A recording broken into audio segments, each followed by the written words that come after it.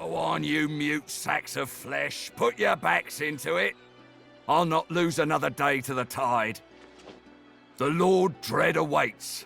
Its sails billow with Dallas's breath. I'll... The Magister stops, barking orders. He sniffs the air like a predator, turns to face you, the wolf eyeing the deer. You do not get to make that decision. That decision is mine. A good day? Let's talk about a good day.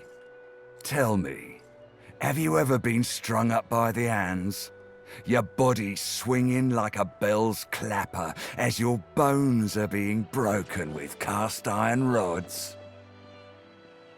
Ah, you've met with what's left of Siva, have you? I'm so very glad you're familiar with my work. He licks his lips. Dry flesh turns wet. See, I'd like to string you up too. Rack you with rods and leave you dangling over a puddle of your own blood and piss. Oh, no, that won't do at all.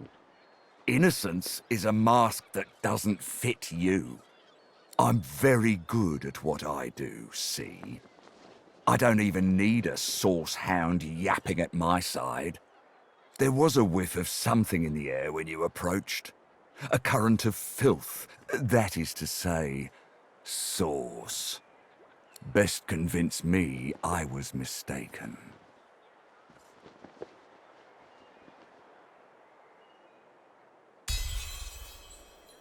He leans in closer and sniffs the air once more. Interesting. So I was mistaken.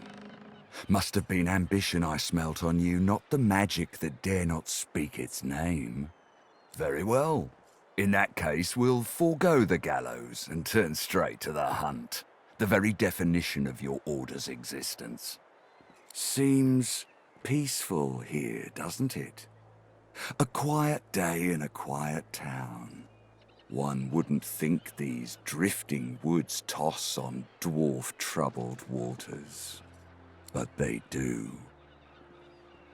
Consider for a moment the dwarf. What is he? A mule? A beast of burden? But some defy that role. There are rats among them, dancing to their rat queen's tune. I've need of a rat catcher. Of course, I must depart post-haste, but Julian here will stay behind and be a good little parrot. Ask and he will answer. Stay behind? But I've my orders, same as you. Dallas. Like I said, Julian is staying. And with that, I must be off. No hard feelings about the death threats, of course. How about we part shaking hands instead of stringing them up? How very heartwarming. One last thing. The Magisters here are diligent men and women. A stranger like you may run into troubles with them. Should this happen, just wave this piece of parchment in their eager little faces. My signature will placate them without fail, I assure you. Adieu and good luck. The Lord Dread awaits. The use of the gallows, I pass on to you. The Magister is rubbing the dirt off his robes, none the worse for wear, apparently, from the blast of magic that knocked him off his feet. You! The supposed source hunter! I'd be whining and dining aboard the Lord Dread if it weren't for you. Your meddling in Magister affairs had better be worth it. Yes, I am very much aware. Wasn't my damned head that hit the floor back there. Now answer me. Did you meet with a Magister caravan on your way into town? The hour's growing late and I'm beginning to worry something might have gone wrong. By the Bishop's bones, you saw it? Out with it, man. What happened? Void woken. That means source was used. Which means some third party must have attacked first. And I've a fair idea who that might have been. Raymond, that old goat, always suspected there's more to the Driftwood Dwarves than meets the eye. Hate to admit it, but I think he may be right. Too many things have gone wrong along Reaper's Coast to attribute to bad luck. Magister ships sinking, weapons disappearing, and as you've seen, a caravan attacked and destroyed. Rumour has it the Dwarvian Queen herself is behind these acts of sabotage. That is what I want you to prove. There's a local thug, Lohar. He runs an operation out of his hideout beneath the Black Bull Tavern. I suspect this man of being a spy for his queen. It may be interesting to have a word with him. Find out what he's up to. Where I really want you to ferret around is Reaper's Bluffs, to the west of Driftwood. It's wild territory, remote and hostile, where I believe the dwarves may have set up a base of operations away from prying eyes. Should you find any such place, and better yet, proof that Lohar is working on behalf of Queen Justinia, you will be handsomely rewarded, I assure you. They've always been snakes in the grass. Cheap labour, sure, and hard workers too. Half of them are their queen's spies. Her eyes, her ears, her poison-pouring hands. You know what Queen Justinia is like, surely. A tyrant and a master strategist to boot. In that case, go forth and let the hunt commence! Hello, mister. The little boy looks at you. He picks his nose. You be careful. My daddy's a magister. No, he's not. His daddy's a fisherman like most daddies round here. We're waiting for our friend. He went for a swim. He'll be back soon. He went swimming all the way to Fort Happy. Fort Joy? That's what I said. Fort Joy. He's going to find his mum and bring her back. Cool. How did you know that? Mister, have you seen our friend Joe? Tell them the truth about Joe. They have to grow up sometime. What they don't know can't hurt them. Don't tell them. Telling them can't do any good at all. They don't need to know. The truth hurts, but they'll get over it. Tell them the truth about Joe. They have to grow up sometime. The truth hurts, but they'll get over it.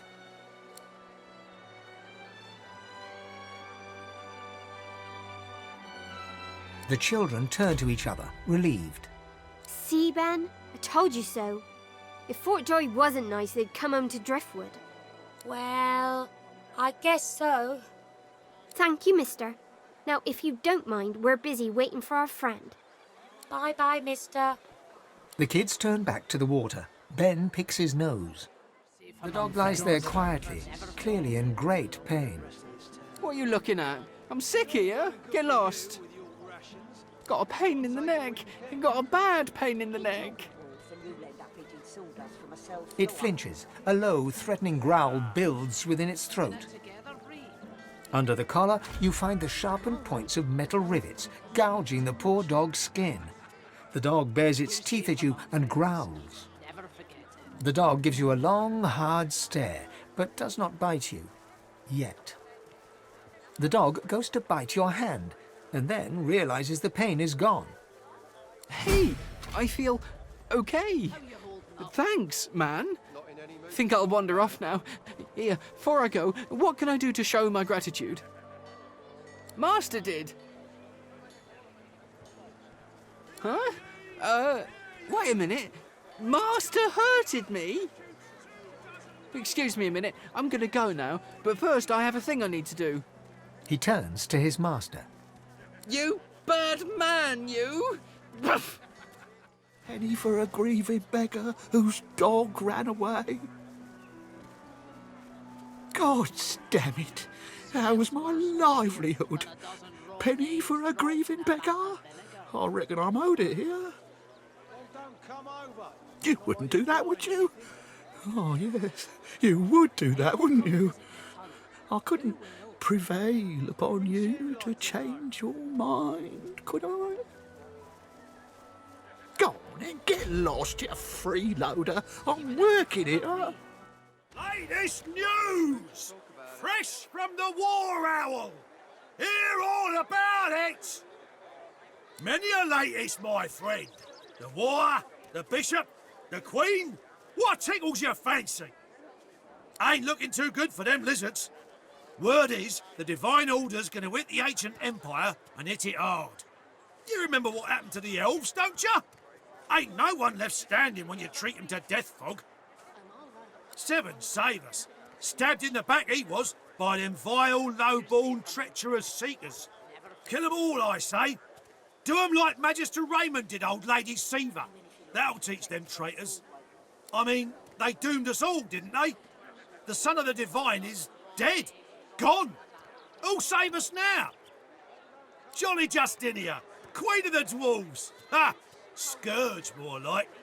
Here's 20 or so noble gentlemen. No one knows what they did wrong, if anything, and she has them stripped and whipped all the way to the execution grounds. Didn't even give them the dignity of the sword, no sir. Had them all hung. Real slow like. You ask me, and I say she's mad as a mink with its tail on fire. Queen or no queen? Yes? He sighs, rather dramatically. Oh, perhaps that's because I don't quite enjoy broaching the subject. If I must. The long and short of it is that I was banished because I was found in bed with a demon. Because I invited her in, of course, how else? You clearly have a hard time understanding all this, so let me paint you a picture. I am a prince of the House of War. There are others with that title, but none of them are the Red Prince, the jewel in the crown of the Empire. I lived in the Forbidden City, a vast complex of palaces that houses the royal family and its servants. No others are allowed to enter it.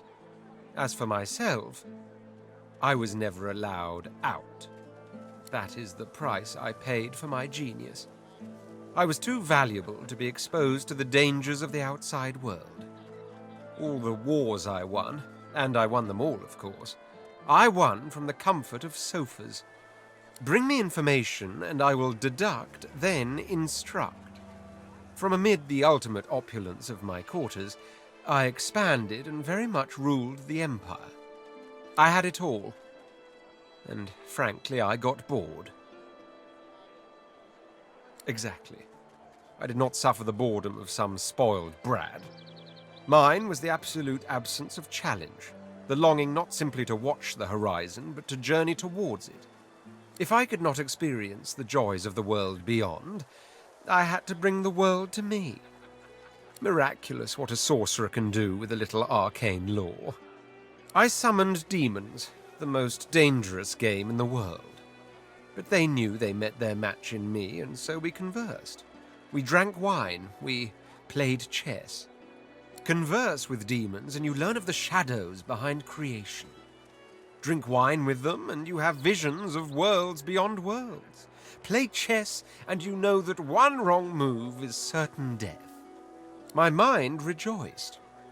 Now for the body, I reasoned, so with a certain succubus I spent nights that would surpass your understanding.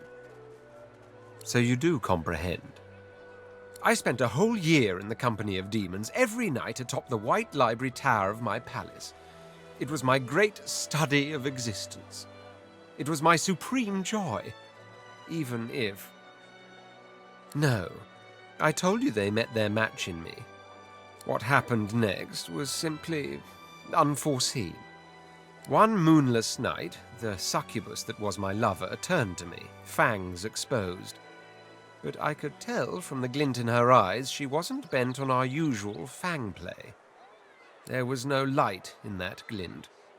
It was the darkness of the void, the wet darkness of spilt blood. And in short, I was afraid. I tried to move away, but it was too late. She was upon me. She had done it. She had outmaneuvered the Red Prince. Finally, I was vanquished. She went for my neck, quick as a charging cobra, but then suddenly it's as if time ground to a halt. Something deep inside me welled up, a power I never knew I had. She simply froze under my stare. Then she screamed. A scream so abhorrent its ripples caused birds to fall dead from the sky. People covered their ears in vain as they went insane. The Imperial Guard forced itself into my chambers and found me with the succubus still on top of me. I believe the phrase is caught red-handed.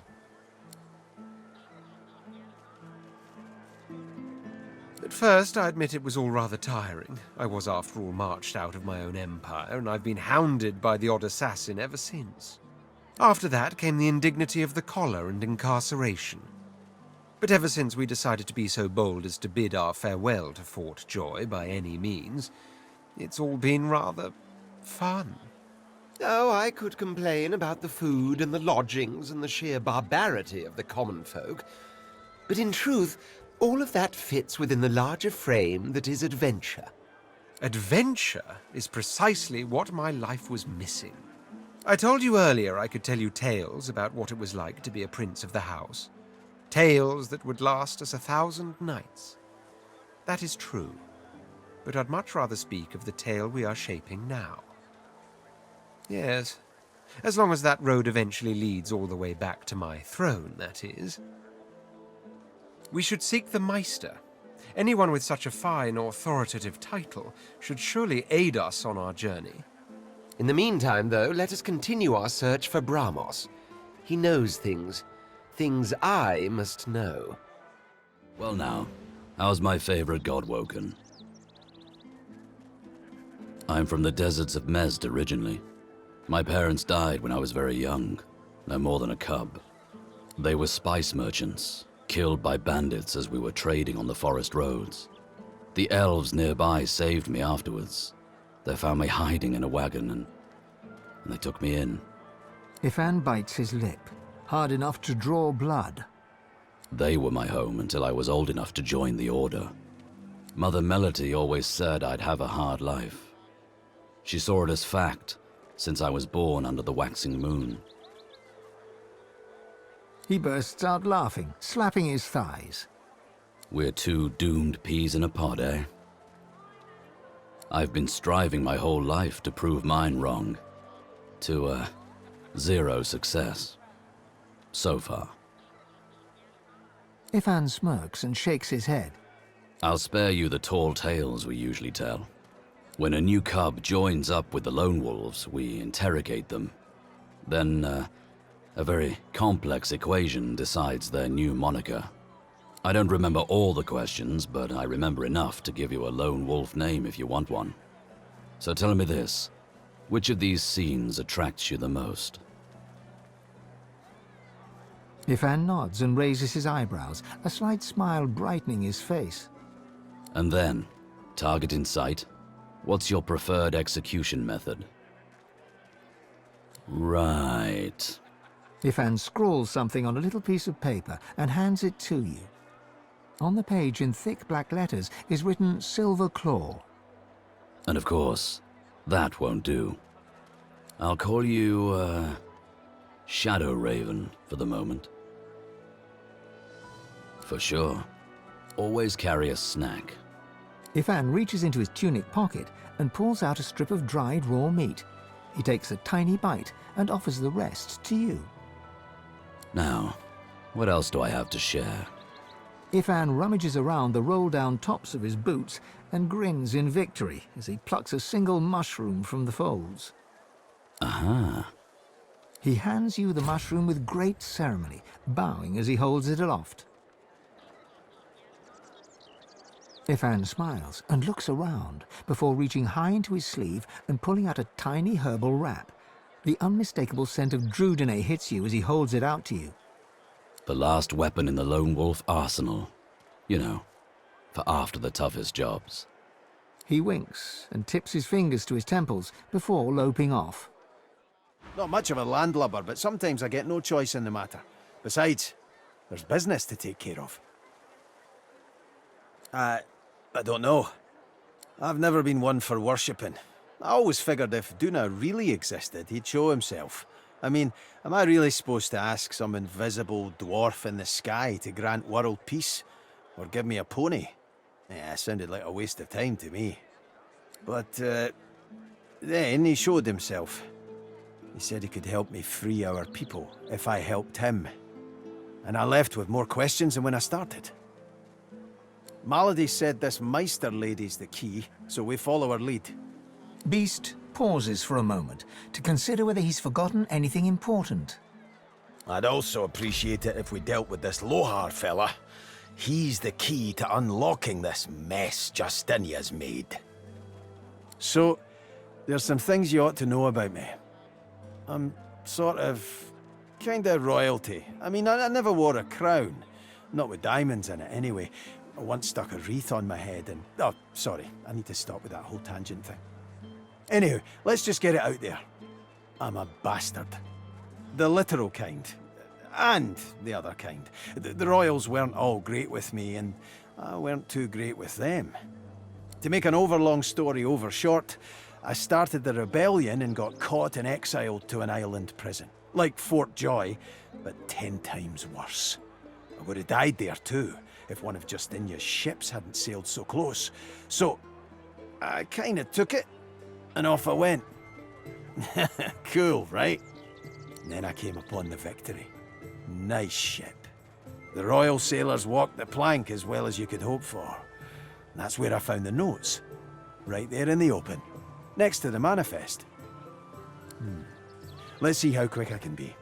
Queen Justinia's ordered some dwarf named Lohar to ambush a ship called the Peacemaker and take its cargo. Whatever's on it, she's using it against the rebels. She calls it Operation Downfall. Pretty ominous, eh? So, yeah, hoping to find this Lohar fellow and stop the Operation Downfall thing. And there you have it. Tangent-free. Mostly. Well, not mostly. A little. Okay, not at all. Gotta say, I think we're onto something interesting here. What, this old gaggle of weirdos? Oh, she's all right. A lot of bark, but I think she really cares about what we're doing.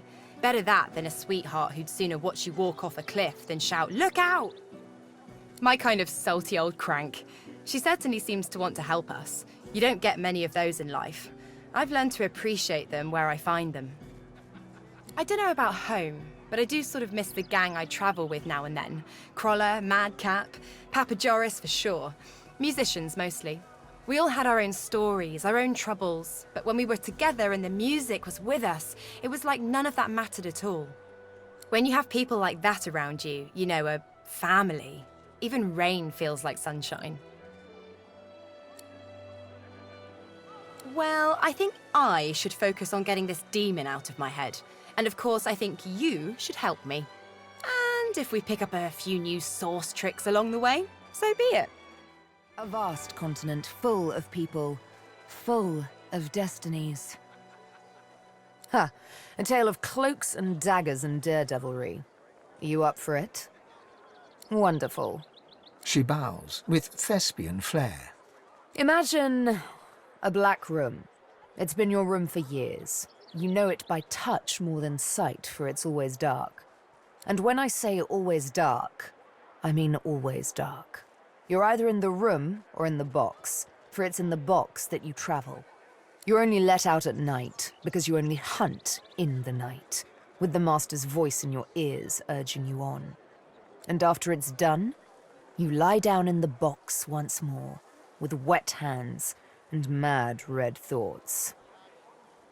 Sometimes it's best to let sleeping questions lie. The thing is, the box didn't break me, though I confess it taught me to hate. One night, I killed a scholar.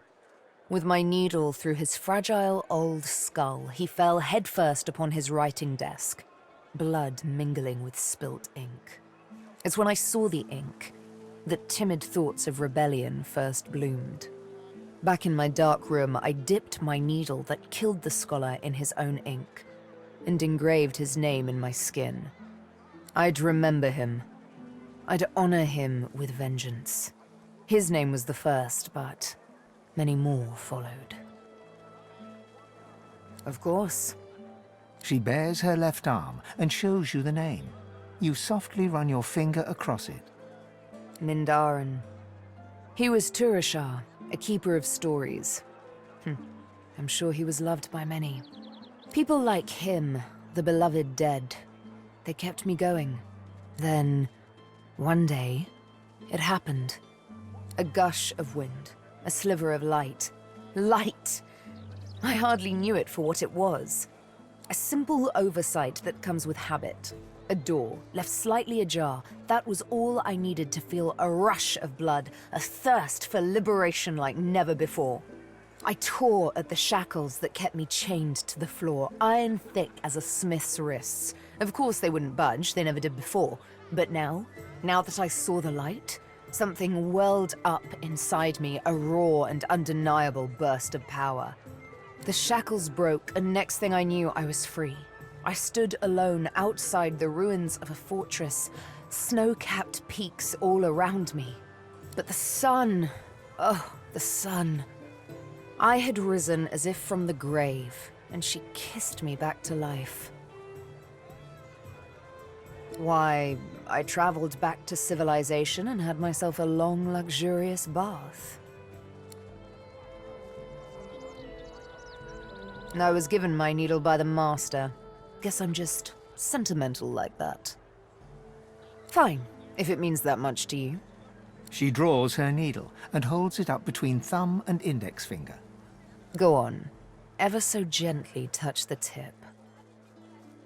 Barely have you touched the needle's pinpoint surface when a thick droplet of blood wells up from your fingertip. Sharp little minx, isn't she? Sabine, this needle was forged in an altogether different world. It wasn't wrought upon a crude anvil hammered into shape with rough blows. No, it was cast with demon precision. It is absolutely priceless, and it's yours. The Master's own words. And he was right. As an instrument of assassination, it's absolutely priceless. But one day soon, he'll find out just how much he overspent on his gifts for little old me. Just why this needle is a girl's best friend. One might say I'm a bit of a sucker for poetic justice. Didn't you hear, Melody? We're off to find the Meister. And the Master. As such, my first priority remains to find Roost. He is the pawn that will eventually topple the king. The Meister sits slumped in a chair, looking around the room as she works her shoulder with one hand. It looks like it was dislocated by the gallows. Damnable red cloak baboons ransacking my wardrobes, as if I would keep ancient valuable secrets in a pile with my unmentionables. She takes a deep breath, and with a twist, a click, and a screech of pain, she shoves her shoulder back into its socket. I swear by the seven, if we did not have more important matters to attend to. Reaching across the table, she pulls a bowl of hot water towards her and fishes some bandages, a needle, and thread out of a box. She slowly starts to tend to her wounds. At least the barbarians were unable to club their way into my vault, so everything you need should be safe. In your case, more than I suspect, man, God or even reptile can provide. However, we must soldier on. It is not enough to be God-woken in order to ascend to divinity. There is a process. As she speaks, the Meister uncorks a vial of shimmering liquid, sauce. She lets a couple of drops fall on her hand, but instead of infusing with her body, they quickly evaporate on her scales. She stares at the empty spot on her palm for a long moment before turning back to you, continuing as if nothing had happened. A process by which God-woken may ascend. It begins with discovering your deepest self, delving into your own soul. We shall begin once we have the tools we need from my vault. You may have been chosen God-woken, but becoming divine requires more than a supernatural pat on the head. Come, God-woken. It is time to see just how awake you are. A stone door lies flush with the floorboards. Etched whorls in the granite frame a delicate rotary dial. Gleaming under the dim light, the metallic dial almost seems to wink at you. Taking your time, you carefully enter the combination. The metallic sounds of the tumblers falling within the mechanism let you know you entered the code correctly. The Meister is examining her wounds, prodding at this, wincing at that. Her face seems grim as she turns to you. Do you know what it means to have the power of the divine, God-woken? Just so. To accept divinity is to accept responsibility for the lives of every person and beast that walks Rivellon.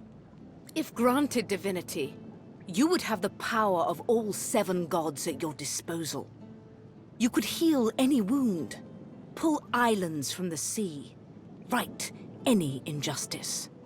But make no mistake, the Divine has only one duty: to protect this world from the Void. The Divine cannot use his power for anything else. Very well, then. Let's see if we can't snatch Divinity from the jaws of the Void. The ritual itself is quite simple. Drop some blackroot in the bowl, mix in a little blood, set the concoction aflame, and then inhale the smoke. Ignore any feelings of dizziness, burning in your lungs, or a dire sense of existential dread. They're all perfectly normal, although you will need to sacrifice a little sauce along the way. Everything you need is here. Ingredients in the cupboard, sauce in the glowing fountain, ritual in the tome by the bookcase, even an incinerator to provide a flame. The Meister looks back at her wounds, curiously prodding them as fresh blood oozes out, staining her claws. Quite. Mind you, being torn asunder by a Voidwoken would be even more inconvenient. So if you wouldn't mind... The Meister points sharply to the ingredients cupboard. Once, although not by a Godwoken. My assistant did not believe that one had to be chosen by a god to become divine. She waves a bandaged hand absent-mindedly, wincing slightly. A headstrong and thoughtless girl, but the experience was... was quite educational. From observing her, I gather that the ritual involves inhaling the smoke, a lot of screaming, and a rather sudden death. And putting our faith in you is a risk Rivellon must take. If you need more detailed information about the ritual, see the tome on a plinth by the bookcase. But be quick about it. We do not have much time. As you suck the smoke deep into your lungs, your vision starts to swim and cloud. There is an intense pounding in your head, and you can feel the world fading. As the world fades away, you lose all sense of being grounded. You reach out, but you could feel yourself falling slowly, sinking into the depths of your own soul. Bathed in the half-light of these starless barrens, you spot a figure you could only describe as a second self. It looks haggard and weak, its very voice but a feeble echo of your own. My chosen, come closer, so that you may see me as I truly am.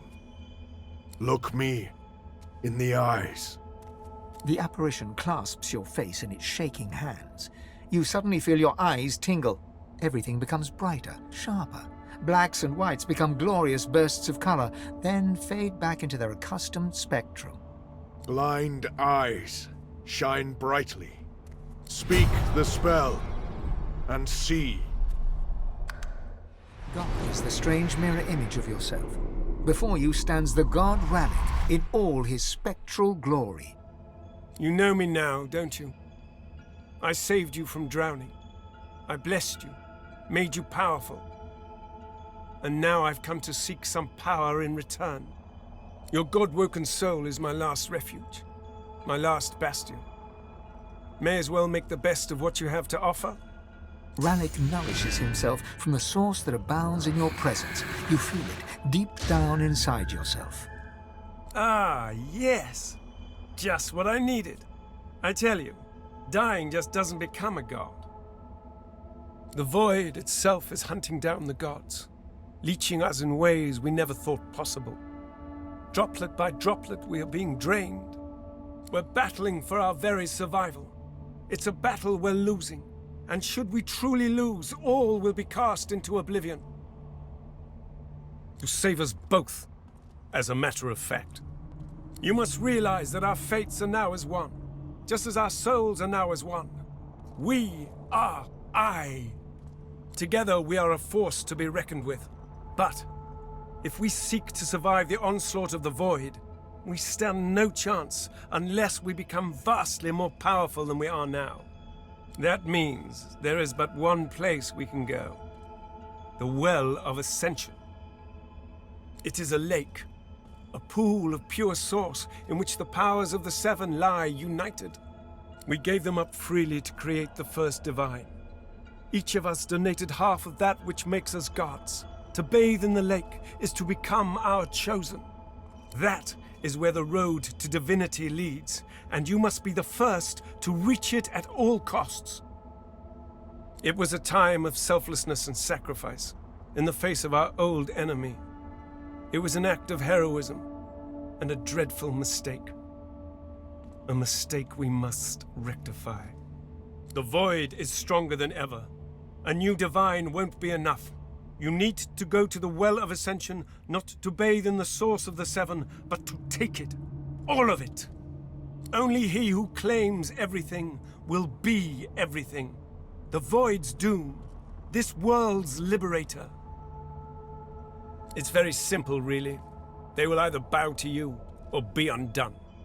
But of course, that is what they are saying to their own God-woken as we speak. We both know they won't bow, just like we both know you will never bow to them. Only one can become a god strong enough to safeguard our world. One, at the expense of all others. So make no mistake, my champion. Chances are the road to divinity will be paved with dead gods, their blood on your murderous hands. But don't let that dismay you. For these sins will be washed clean by the knowledge you committed them to save all of existence. To save your kin, and your loved ones, and the world they live in. Of course, the ends do justify the means. Life, or the eternal void. If you choose life, you choose the Well of Ascension. I will lead you there when you're ready, when you've become a true master of the Source and speak the language of creation itself. Our journey will be fraught with peril. It is a pilgrimage of challenges that will require you to command Source like only a God-woken can, and wield its most powerful spell. Hoarse laughter rolls and echoes into infinity. You are already formidable, my chosen. But you underestimate just how much more formidable you could be. We are I now.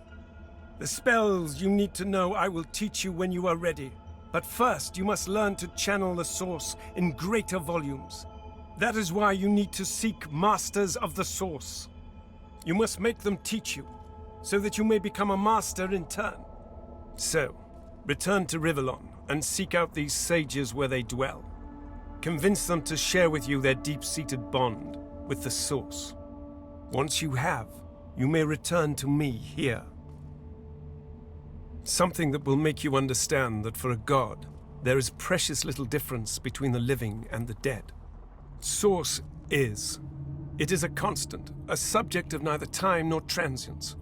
All of life is Source, and in Source it is, immortally so. You have the vision of a god now. Eyes that can see spirits, the souls of the dead made manifest in Source. Speak the spell during your peregrinations, and you will see them. Where the dead lie, the dead linger.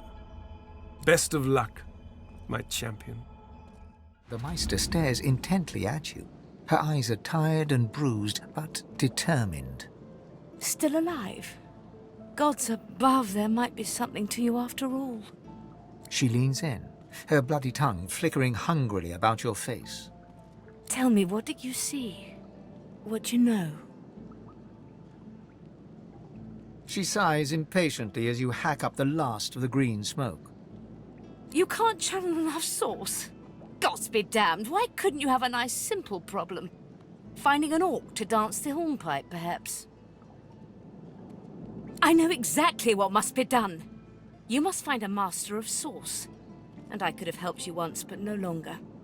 The purging which the Magisters included as part of their service was quite efficient. They stripped me of my Source. Not enough to silence me, but enough that I would not turn their insides to lime. Enough to sever my link to the font from which all Source flows, and certainly enough that I cannot train you. So we must seek alternatives. Alas, the only Source Masters not yet hauled off to Fort Joy or turned into meat puppets are those too dangerous or cunning for the Magisters to contain. Sorcerers that allowed their power to corrupt them. Many are wicked, cruel, vile, and generally not good teacher material, but we may have no others to turn to. You will not be there long, I assure you. There is only so much you can glean from a twisted mind. However, it is the path we walk, no matter what the cost. No matter what is asked of you. The Meister doubles over in a violent coughing fit, struggling for breath. After a few moments, she regains her composure, wiping a thin smear of blood from the corner of her mouth. No matter what is asked of you, you must learn from them. And you do not seem to be paying attention. Sorcerers, evil, controlling your source, saving Rivellon, please. Please tell me at least some of this rings a bell. Your focus, your only focus, must be on finding these masters, on finding the secrets to divinity. Nothing else matters.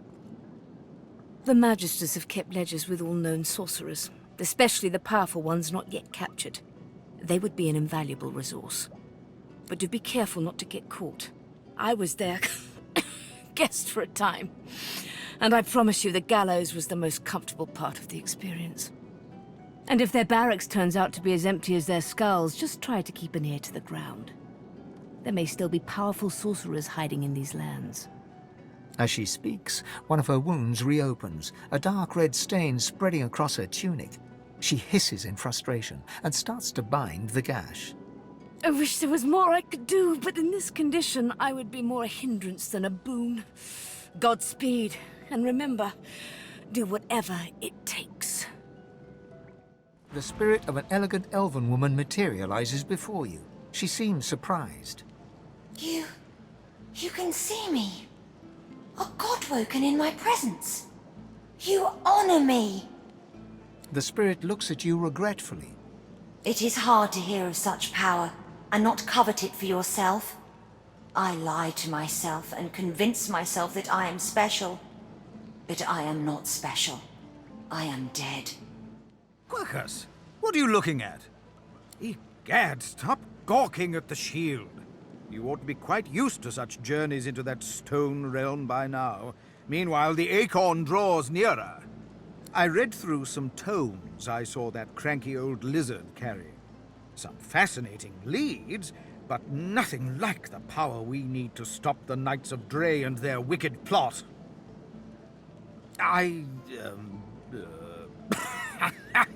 Our gargantuan friend is easily impressed. Wait until it learns that I'm a knight, a scholar, and a wizard capable of saving the world. No, of course it knows that already, Quercus. Yes, I'm aware it's the entire basis of our partnership. No, I most certainly do not feel the need to return the compliment. I owe our shield my life several times over. I hardly need to grovel and thank it each time. I'm sure it knows I appreciate it. Now, if you're quite finished ogling your favorite long-legged scratching post, we need to get on and save the world already.